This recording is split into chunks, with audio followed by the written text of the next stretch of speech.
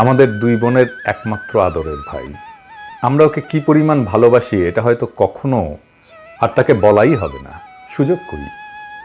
যেদিন প্রথম আম্মু তাকে আনে বাসায়, এসেই সে আমাদের দুই বোনের গায়ে সসম্মানে হিসু করে ভালোবাসার জানান দেয়।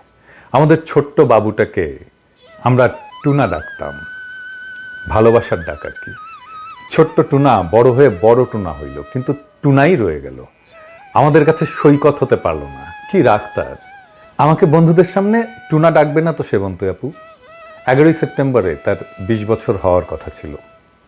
জন্মদিনের কয়েকদিন আগে থেকেই গান গাওয়া শুরু করত। সেবন্তী আপু, কি কেক বানাবা তুমি? কত হাসি খুশি ছিলাম আমরা।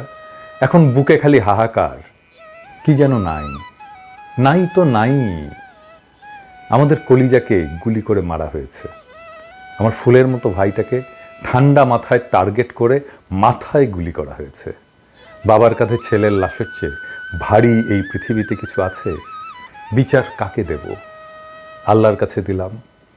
আমার আল্লাহ কখনো কারোর সাথে অবিচার করতে পারে না।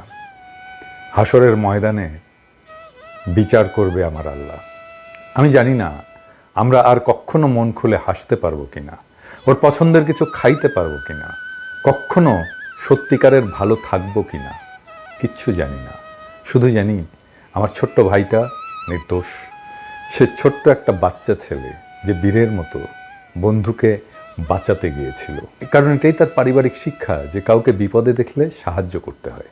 কখনো আর ভাইকে দেখতে পারবো না, জড়িয়ে ধরতে পারবো না, গালে কপালে জোর করে চুমু দিতে পারবো না, আর কখনো বলতে পারবো না টুনা কয়েল ধরায় দে, টুনা পানি দে।